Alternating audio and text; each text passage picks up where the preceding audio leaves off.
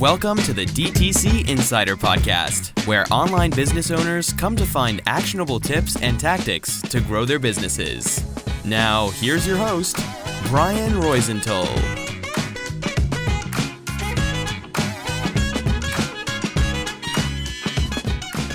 Hey, welcome to another episode. I'm Brian Roisenthal, your host, and today I'm excited to welcome Nick Hall. He's the founder of Vita5, a supplement company he took from zero, listen well, to multiple 8 figures in revenue via DTC, then landed in over 7,000 retail doors and boost their Amazon sales 4.5 times in 3 months. This rise led to a successful exit to a multi-billion-dollar corporation. Currently, if that wasn't enough, he's the founder and CEO of Revive, an Amazon growth partner for elite brands. Hey, Nick, thanks for being on the show. Brian, thanks for the intro. I appreciate it. Yeah, no, I hope I'm speaking the truth. So I'm super curious about all of that. I appreciate you being here because what you achieved, it's amazing. And, as an agency owner currently and as a brand founder, I think we can all, like all of us in the audience, get a lot of golden nuggets from you.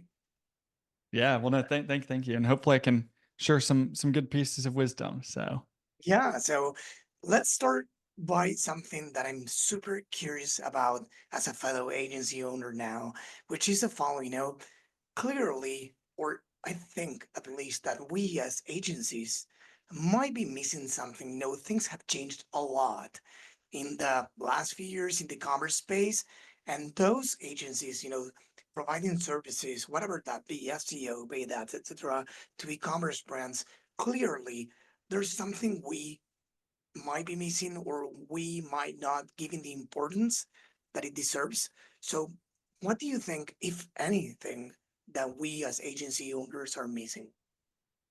I think so. The reason I got into an agency is because most agencies suck. And let's be real, most people that have ever worked with an agency are not happy. Because at the end of the day, whenever someone comes in, agency owners or agency salespeople go in and they promise everything and give nothing. And I just start with the basics of this. This is not a hard business. Consumer goods is very tough. You got to figure out the supply chain. You got to figure out your pricing. You got to figure out logistics. You got to figure out the financing. You got to figure out the accounting. You got to figure out the sales, the marketing. The list goes on and on and on. If you're not on it with everything, you cannot be successful. And so while marketing and sales is super, super important for CPG, it's not everything. If you've got your margin profile wrong, if you've got the wrong retailers and the wrong channels, there's so many factors that go into it. When you look at the agency world, it's pretty simple in my opinion. There is sales and operations, really. You don't really have financing. Sure, you want to make sure you got margin that's healthy and good, but just keep it simple. Reasonable price, elite service, and make sure that everything in it is it's results oriented. So for me, when I'm talking to companies that are trying to grow, scale, do whatever on Amazon, I'm not going to be deceiving. I go out there and I'm very transparent. So I deny more people than I take on. I've got a lot of people I talk with, and I don't work with anywhere near as many of those. I purposely have decided that I don't want to build a massive, massive agency for a reason, because I have heard from a number of people that the bigger you get, the results will naturally drop, and that's okay. That's how some will say it. And I'm like, that's not okay. And so to me, I sit here and I'm like, getting results quick is very, very important. When somebody signs on with you, they are taking a risk to work with an agency. And so for me, I want to make sure let's get them results as fast as possible. We have a requirement within the company of response time is highly, highly, highly important. Yes. There's no waiting for a day. You're either on Slack, a WhatsApp channel, a text group. There's something that you're on with us where we are we're able to be there all the time. And then of course, let's make sure that we're transparent all the way throughout. There are companies where we've gotten stuck. Every company has a certain ceiling. People act like every company can be $1 billion company, and that is not the truth. There are companies that can be. There are companies that can sell 5 million on Amazon and then they get stuck. Some can sell 10, 20, 50, 100, couple hundred million, but at some point your product is going to have a ceiling. And so for us, we always are like, hey, here's where you're at. Here's where you have the chance to get to. Here's how we're going to get there. And we're going to walk you through this as we go through it together. We'll do the work, but we'll let you know, hey, this is what we're approaching. You're going to see a higher A cost for these next couple of weeks, and then we're going to pull back and, all that. So transparency, I think, is one of the biggest things. And the reality, as you know, most agency owners out there saw a YouTube video and was like, oh, Amazon's cool, or email's cool, or Facebook marketing, or Meta, or name the other thing. That's cool. I can make money off of it. And they started as that rather than the opposite, which is like where I started, which was I dealt with 11 D2C agencies. Finally found one on my 12th. I went through 7 different Amazon agencies. And after 2 years of it, I had 15% decline, not growth, decline after 2 years. I took it back over and saw 450% growth. And then I was like, wait, was I just lucky with that, or was that real? So then I ended up going out and, scaling some other brands before I actually started. And I was like, oh, I know how to do this. And we're always getting better. So. Yeah, I share everything you said. I think that communication is key. And if there's something that I tell my team all the time is that, well, of course, there's so much we can control when it comes to results. Of course, we need to always do our part, Yep. but communication is something we can control 100%. Yeah, absolutely. We cannot wait, as you said, a day, many hours to reply. Now, as you said, there are plenty of ways to be in touch with clients. And if you are not doing that, like communication, I was surprised, to be honest. Like communication in the last few years, at least, was one of the main factors why clients, at least that were talking to me in these discovery calls, what was sorry, one of the number one reasons they switched the agency. They were saying, I like I ask them something and they don't reply for days. And it's Yep. like, it's not that hard, guys. As you said, owning a brand, a DTC brand is hard. We need to figure out Yeah. so many things, so many moving parts. In this case, it's easier. On the flip side, I would say one thing. When I come from the background of computer science, I keep the glasses, I used to be a nerd. I'm still a nerd. Who am I kidding? But uh, a different type of. I used to be a developer back then. My first company in 2010, in 2010, in 2008, in 2010, we opened the office, was a software factory.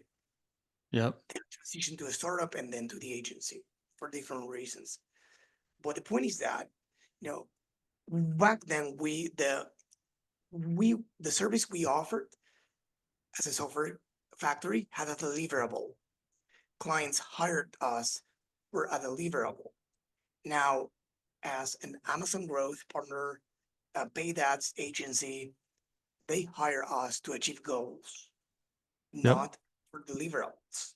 So that's trickier, Of course, it's the game we chose to play, but that's the trickier part, probably. Yeah, no, definitely. It totally is. Yeah. So one thing I wanted to ask you before we transition to a different topic is the following. You said that you went through many agencies, if I got it right, when Yep. at the brand. What what did you see as a common pattern that the top performers had? And on the flip side, what did you see as a common pattern for the worst performers? I'm talking about the agencies, right? What did you Yeah. appreciate the most? Gosh, the bigger the company you get, the more expensive it usually is. And the more of a variance that you're going to have. You're going to have some people that have been there for forever that like understand that are good, whatever, but they also may have 20 brands they work with and it's too many. Others that may be, so I haven't seen a like true commonality to like what is it that's successful. I mean, I always like to look at the results of like what have they done. Who are the brands they've worked with is always a deceiving one. Oh, you've worked with Quest Bar and you've worked with Goalie and you've worked with Ollie and you've worked with they've gone through dozens of agencies. Now, if you're still working with them and you've been with them for 5 years, it may be a little different, but are you the reason they're successful or not? So I've had a hard time trying to figure out whatever it is. I mean, I think with the base, set your standard of what you want, right? Do you want someone that's run their own e-commerce brand before? Do you want someone that understands CPG? Do you want someone that's been running this for 20 years and has started since the day that Amazon started? Like, I think that's probably some of the most important stuff. And then really like the questions that I would ask is like, what's the team look like? Are you on a wait list? Are you, because we're on a wait list still. And people have told me from like, and it's probably good business advice, but they're like, just hire more people, Nick. You'd make a whole lot more money. And I'm like, but the problem is it's not just hire more people. And that's what a lot of people do is they go out there and they hire. They got all these people, but like the training is below average. And then you start losing your results and then you start losing your clients. So like I think the biggest thing is just set your standard before you go in. Don't let the company set your standard. Like someone will not work with me if they're like, "Hey, I want a 50-year-old woman to do this." It's like, "Well, that's not me. Sorry. I'm not that." If they're like, "Oh, I want someone that worked at Amazon." I'll tell you, I know enough people at Amazon that that's probably not a good standard to have, but let's just say that's what the standard is. Keep it as your standard, So, I don't know. I've seen too many. If I was to go work for a company, I'd be really, really good, but it doesn't really matter which company I go to because I know enough on the Amazon space that I could be good at a lot of these different companies unless they forced me in one SOP. So I think the account manager is super important. One thing I would ask is, hey, can I have a conversation with the account manager? Because usually it's somebody selling you and then you're getting somebody else. And I've had people that they don't like working with women or they don't like working with men or they don't like working with whatever. And so they may switch an account manager and they're like, this is the best experience ever now. Or, they meet him and they're like, oh my gosh, this guy's smarter than Nick. That's freaking awesome. So Real quick before we continue with the episode, let me tell you something. If you own or work for a DTC brand and you're not hitting your revenue and profitability goals, you're not alone. Things are getting harder, and what used to work doesn't anymore. That's why it's important to find a business-oriented partner that's focused on improving the levers that will change the game for your business. And believe me, it is possible. At BSR Digital, to give you an example, we have recently helped our clients generate between, listen well, 80 and 700K in extra monthly revenue.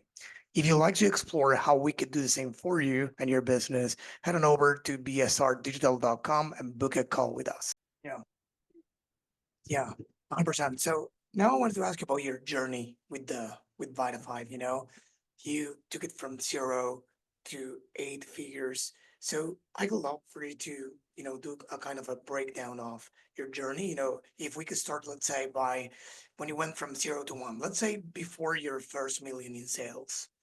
mhm. How did that look like in terms of how did you acquire customers? What metrics were you obsessed with, let's say? Yeah.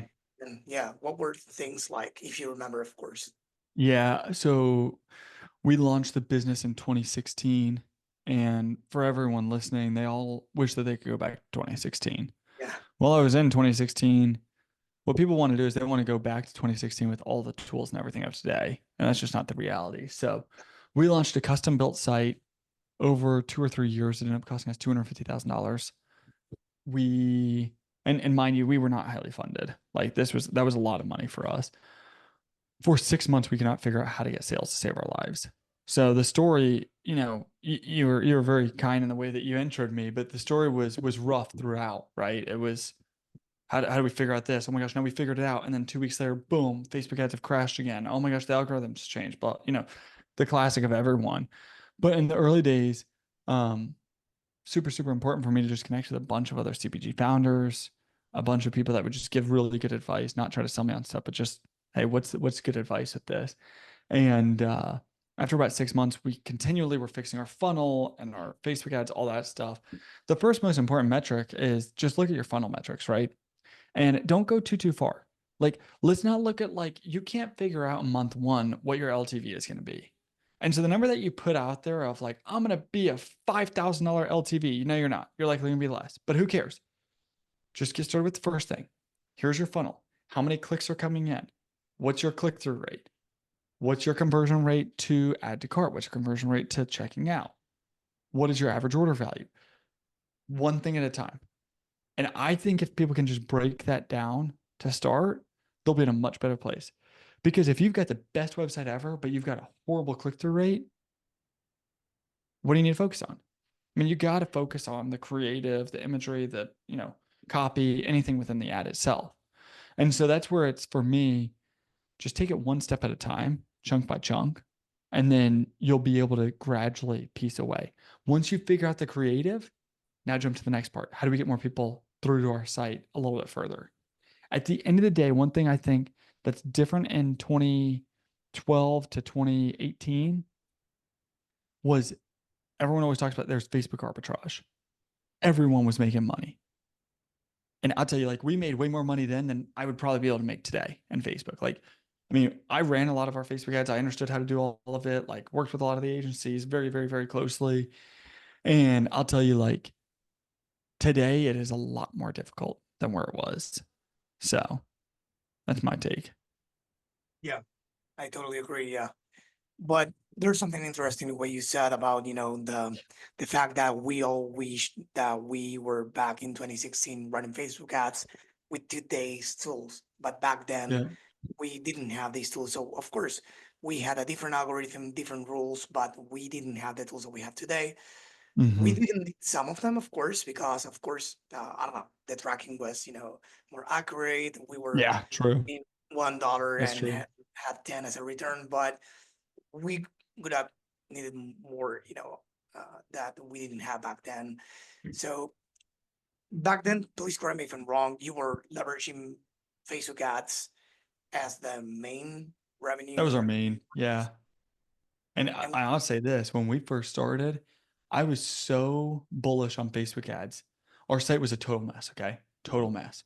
Facebook ads, garbage. We just thought you put a picture up and you got sales. That's not how it was never that easy. Let's not like deceive ourselves with that. We spent, I think it was like $10,000 or $15,000 to get our first sale of 30 something dollars. wow, 10 or $15,000 to that's make a lot. 30. That's a bad return, right? Like our investors are probably sitting there like, these guys are clueless. But we had so much faith, and like everyone we talked to was like, you got to do Facebook ads, you got to do Facebook ads, figure it out, figure it out. But the problem is we just kept getting bad agencies, people that had no clue, and they didn't understand, which I think this is where you're a lot different than other people, is they didn't understand the full funnel marketing, right? And we're talking, yes, full funnel from the, from the clicking from Facebook to the website to also like the full LTV and all that stuff. But don't jump to LTV when you don't know how to get it click. Step by step, definitely. And you Yeah. mentioned that when we were talking about probably about Amazon, that each brand reaches a different ceiling, let's say. What was the ceiling for you, or the first wall that you hit in your business as you Well, started getting? when you hit a couple $1 million a year on D2C, it becomes really difficult with churn. And so, ours was subscription at the time of what we were doing. And I mean, you go look at all the D2C companies, Purple, Casper, mattresses. You can go look at like Mudwater, all these other all the D2C companies that you think of off the top of your head. And then go online and type in Mudwater funding, Casper funding, Purple mattress funding. Go through all of them. Every one of them, Care of, okay? Care of, similar company to what we started with. So we did custom gummy vitamin packs to start. We raised a couple $100,000. They raised $100 million. Now they sold for $280 million for 70% or whatever. Guess what just happened last month?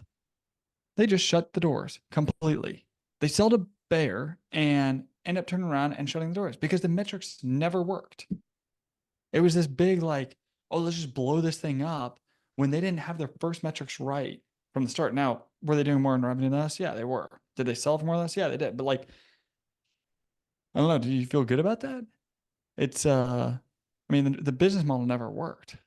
So I just think that's a super important thing. So once you hit a couple million in revenue, you're gonna have to find different ways of acquiring new customers and all that stuff. And that's some of this is like email marketing, SMS, TikTok advertising, all the different ways, because you're going to be acquiring all these customers, then you have a certain amount of churn, and then you have to spend a certain amount just to keep your revenue at the same amount.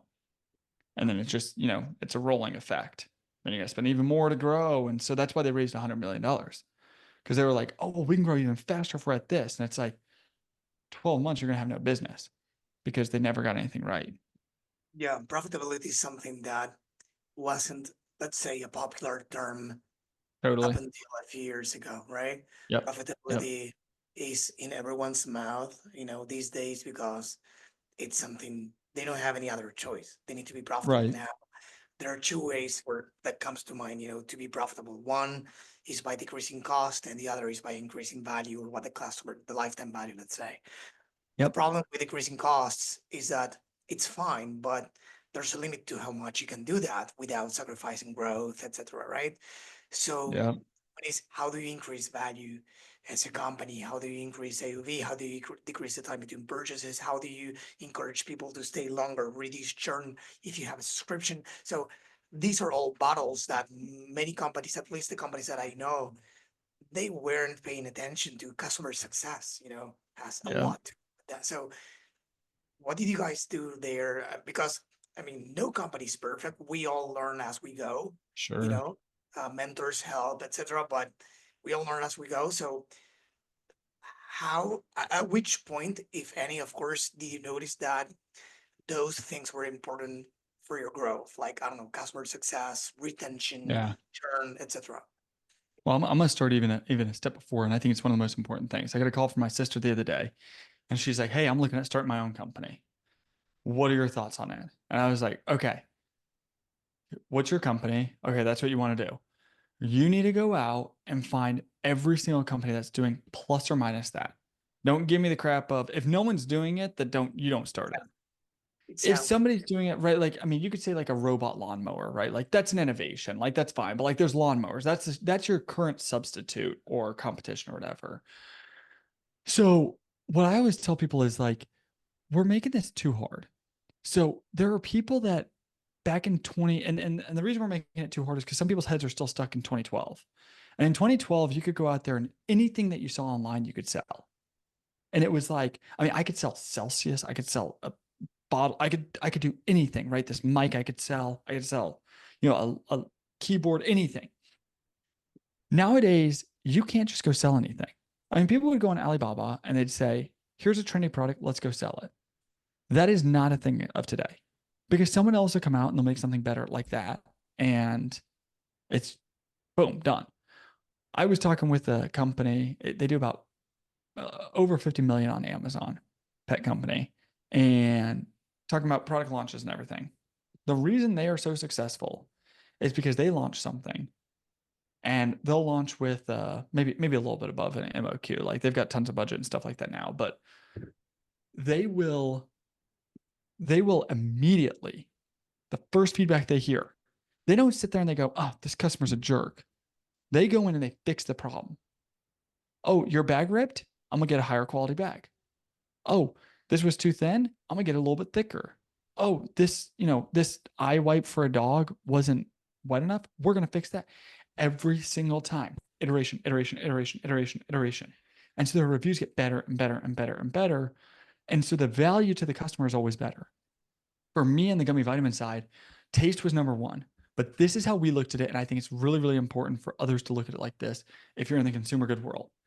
You got to think we got five senses, and I always like to add one extra one. But so the first thing is you're going to see the product. Is the product look good? Is it some generic kind of jank, crappy packaging? This is not good packaging. Okay. Just garbage. You just put a label on something, put the name on it, nothing to it. So sight's the first thing. Also, how does your product look? Does it look nasty? Does it look delicious? Like, how does it look there? Um, and then you're gonna smell it, right? So you open it up. Does it smell like some nasty fish oil where you're like, oh, it's horrible? Um, and then you've got feel. So you pull it out. Is it super sticky? Like for me, it was gummy. So super sticky, or is it too squishy? Is it too hard? What is it? There's taste, and then there's I mean, hearing is a little bit, but like it could be an extreme one. Like if you hear crunch, that's gonna be nasty in a gummy vitamin, right? The sixth one that I like to always put out is there's emotion to it too. And for us specifically, it was we're selling low, like one of the products we launched was low sugar gummy vitamins. Do these taste and make you feel right? So does your melatonin actually work? Is the efficacy there? Does the elderberry or the vitamin C or the immunity or whatever, is that actually working? And so those are all like super, super important things. to make sure of. And the more that you can hit on, the better chance you'll have of being successful. If you just taste good, but it looks like crap, your packaging looks bad, like those are points of friction within a customer. Well, yes, we were very like technical and in depth with how we did our LTV and, client retention, all that stuff. You can only marketing hack so far. If you have a product that tastes like shit, people are going to cancel. They don't care if they have to call. They don't care if they have to email. They don't care if they have to walk down to the store to do it. They're going to cancel. So that's my thing, is go back to the basics of the product. Percent. The other day, as a matter of fact, I gave, let's say, a workshop, webinar, whatever, to an e-commerce community in the UK, and I listed and described the 10 things that are working in 2024 for the brands that I have interviewed here in the pod, and the ones that I follow, and the ones that I work with. And there was no trick or tactic or shortcut. The number one was having a great product. Yeah, And 100%. people might feel is like, am I here on this workshop to listen to a guy saying that we need to have a great product? Duh. Yeah. It's like, but do you have a great product? Like, how do Yeah. you? So we went through the steps that the companies, at least that I follow, that I have interviewed, etc., have actually made sure they have a good product. For example, one skincare brand, they blind tested Nice. the product 63 times. Do you know There we why go. 63 and not 62 or 64? That's because it's when over 90 something percent or so, they said, picked them over their competitors, over the Nice. blind test, So There we go. that's how far people are willing to go to make sure they have a great product. Of course, Yep. not every company needs to do a blind test, but there are many ways to know you have a great product. So another brand, for example, they did something more scrappy and fun as well. They went to Central Park Nice. with a sign saying, ask us about our bags. They sell bags that are useful for many life situations, going to the gym, to the office, travel, blah, blah, Nice. blah. They have, celebrities like players from the Giants and many other cool stuff going on for them. But they started that way. And to this day, they do it that way. And you know what? There are a few things about that. One, people might say it doesn't scale. That's right and wrong. First, it does scale because it's something non-scalable. But these days, you record people doing that. And of course, they have scaled those, contents all over the social. But it also gives you what you don't have online, which is you see, as you said, with the senses, you see and listen to customers live while, going through your product, reviewing it, open the zippers or whatever. Yep.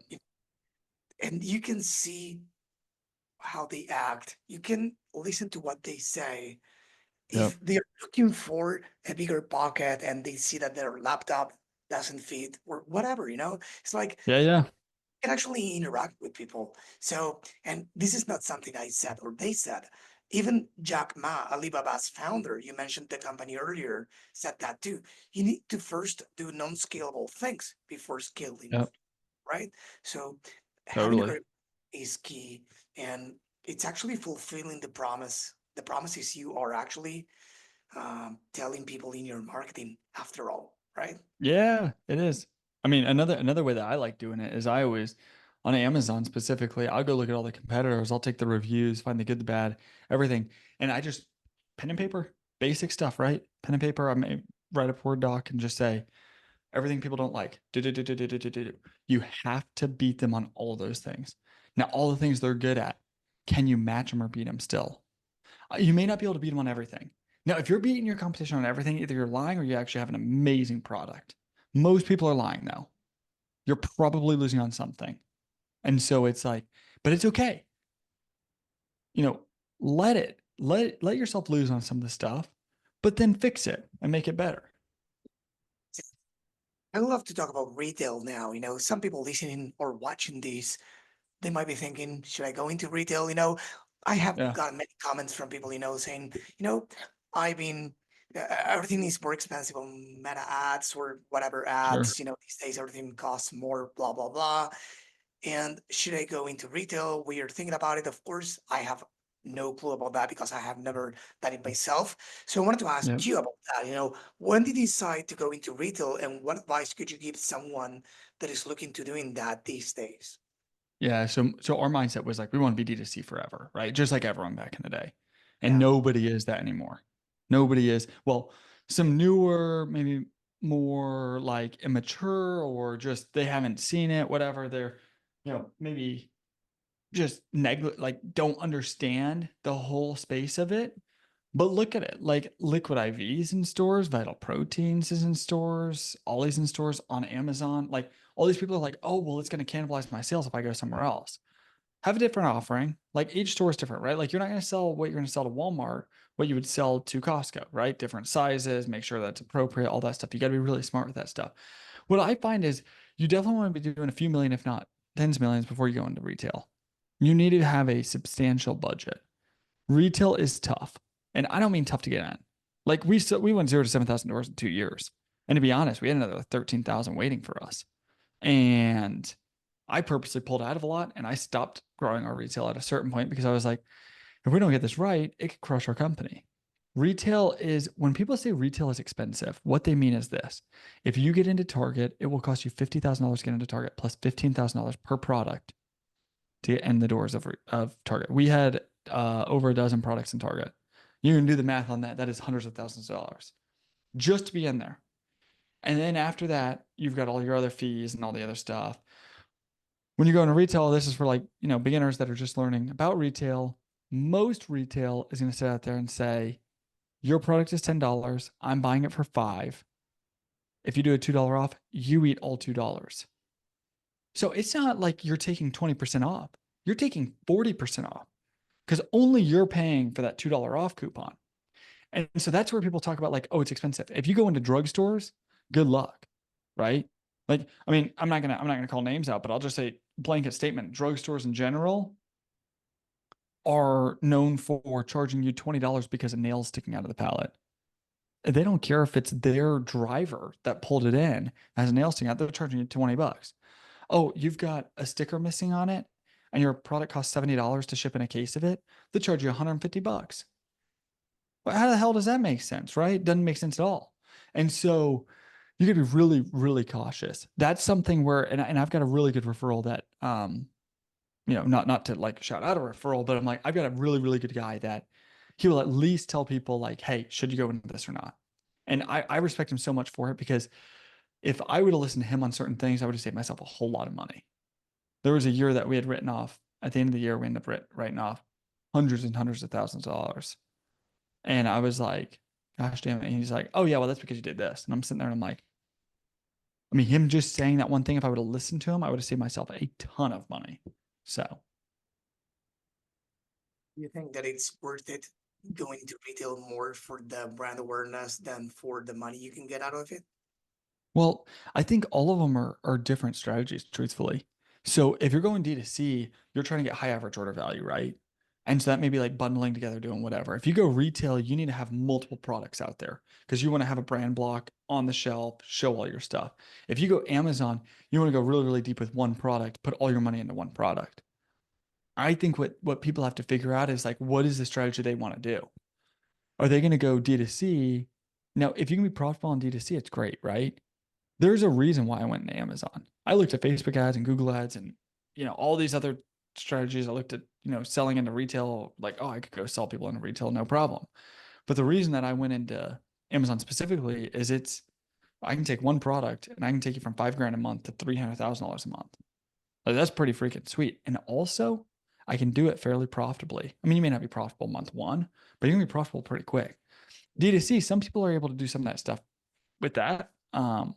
Usually you've got a ceiling or whatever, and usually it costs some money for a couple months. Then you start making your money back, and then you can invest more. And then retail. So, like, to me, I would never rush retail.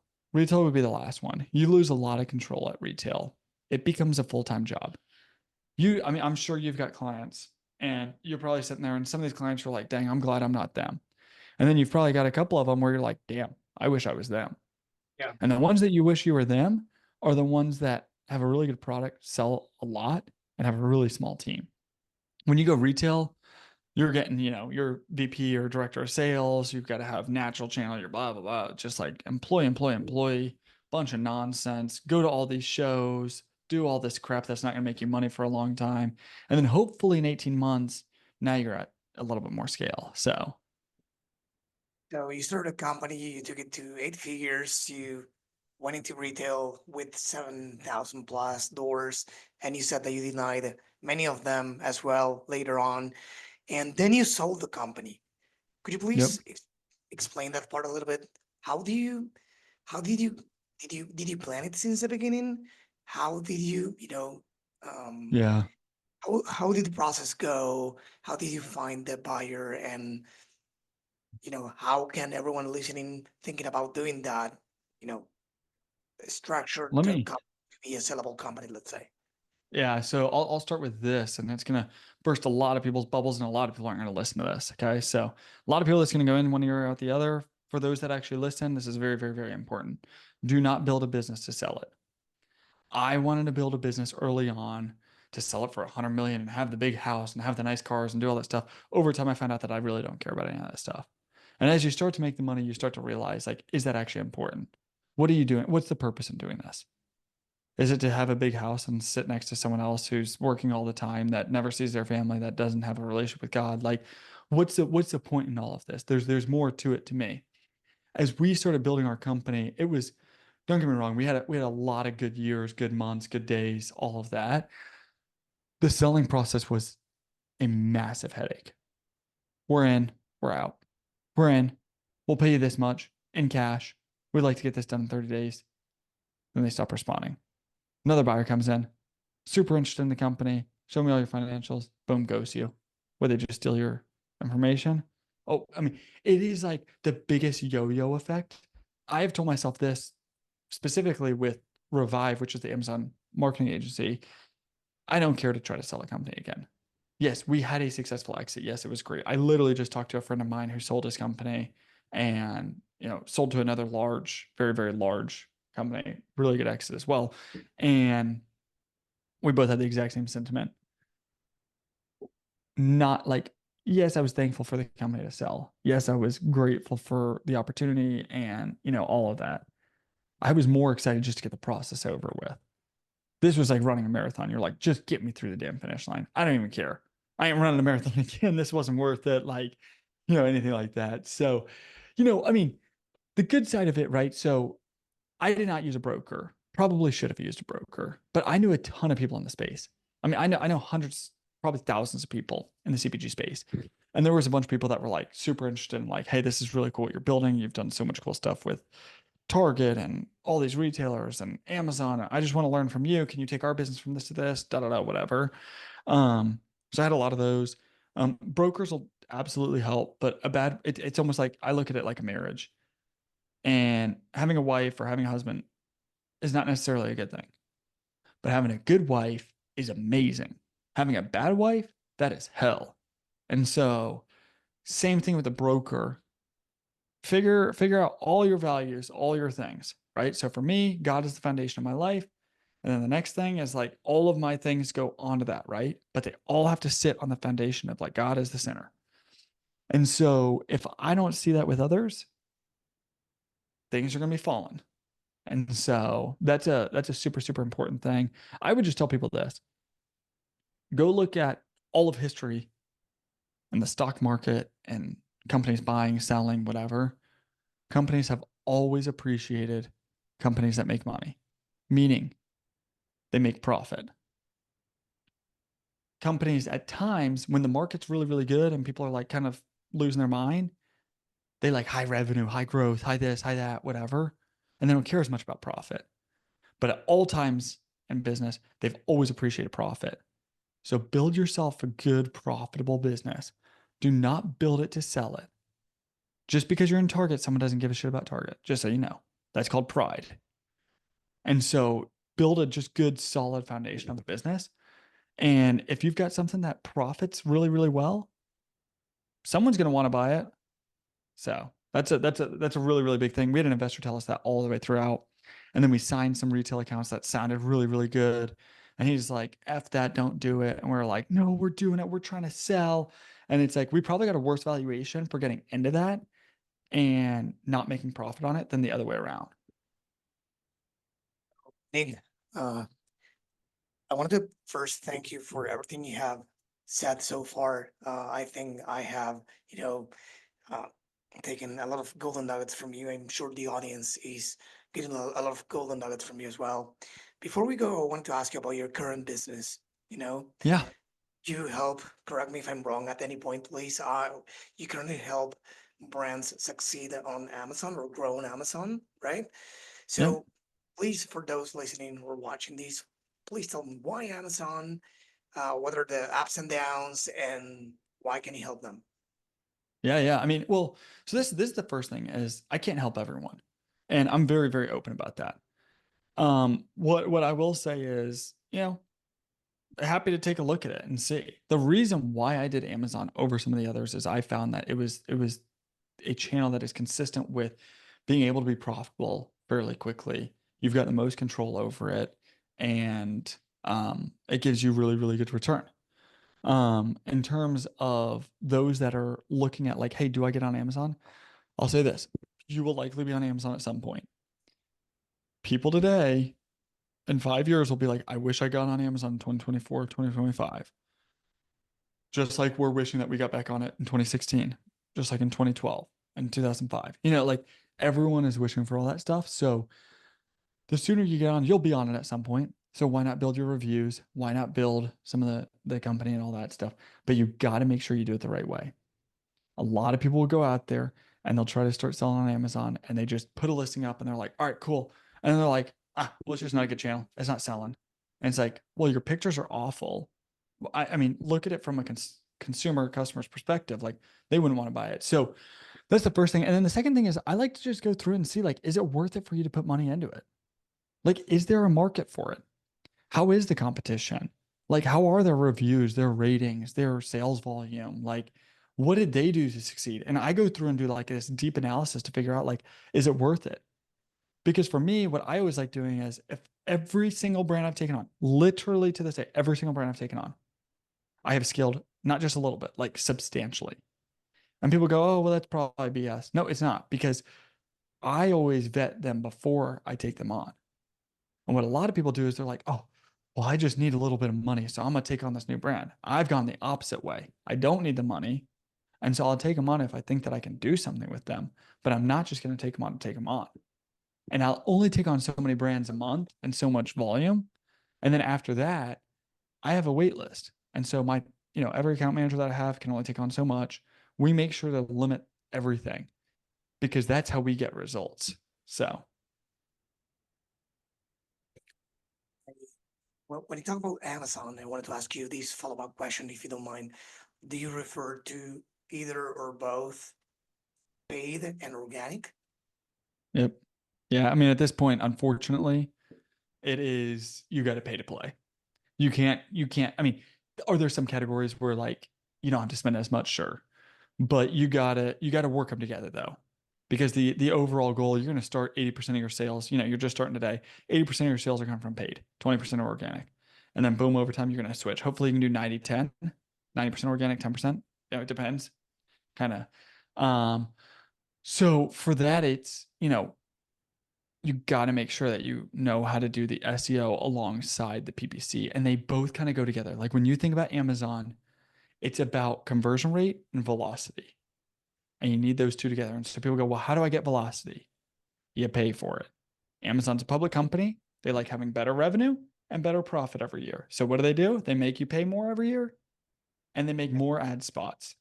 It's just the reality. Facebook's the same. Google's the same. They're all, plus or minus. So Yeah. So before we wrap up, I have one last question for you. Um, I call it this moment is like the gratitude question, let's say. Um, do you would you like to give a shout out to someone, a former boss, a mentor, someone you follow or has helped you throughout your career? Yeah, I think so. And I would highly, highly suggest this for others. This this guy has built one of the biggest organizations in the world. He has an incredible family, awesome kids, grandkids. His work-life balance, I think, has become better and better throughout life. He's created one of the biggest leadership podcasts in the world, and the organization he runs is called Life Church, and his name is Craig Rochelle. And I don't know him personally, but I'll tell you, the content that he puts out, I listen to almost everything in 2.5 times speed. I mean, I've got apps on my computer to run through things faster because most stuff is just blah blah blah blah blah. His is the like one of the only ones that I ever listen to in 1 time speed because it is just nugget after nugget after nugget. If you're Christian or not Christian, listen to his leadership podcast. It is actually like some of the best content I've ever listened to. Something I never want to miss. If you are Christian, listen to that and listen to his sermons. The sermons are unreal. It just keeps you there. His full vision is to build people to become fully devoted followers of Christ. And he actually means it through everything. And the whole organization goes through everything. They're not there to just take a check from you. They're there. I mean, literally in their offering, they say, if you are in need of food or shelter, you can take money from the bucket. Like, what other church does that? That's pretty cool. And so, anyways, I've really respected the guy. He's got a ton of books out there. So yeah, Craig Rochelle. Amazing. So as always, we will include these in the show notes. You can look for them at the dtcinsider.com. Click on the episode, and then you will find everything we discussed, including the these podcasts, and of course the name of this person, and why not the social handles and website of Revive, and of course the social handle for you. I wanted to ask you before you go, where can people go and find you personally, Nick? Gosh, I'm not super online, but you can find me. LinkedIn's probably the best. Or you can do Nik. Last name's Hall, Hall. So spell my name a little bit funky, but yeah, LinkedIn's probably my best one. And then, of course, if you want to send me an email, it's nick@revivemp.com. So feel free to reach out. I'm always happy to chat with others. So Amazing, Nick. Again, thanks for everything. And it was a pleasure to have you here in the show. yeah, thank you. And thanks, Brian. This episode was brought to you by BSR Digital. We help DTC brands grow through paid ads and email marketing campaigns. If you'd like us to help your business grow, head on over to bsrdigital.com and schedule a call with us.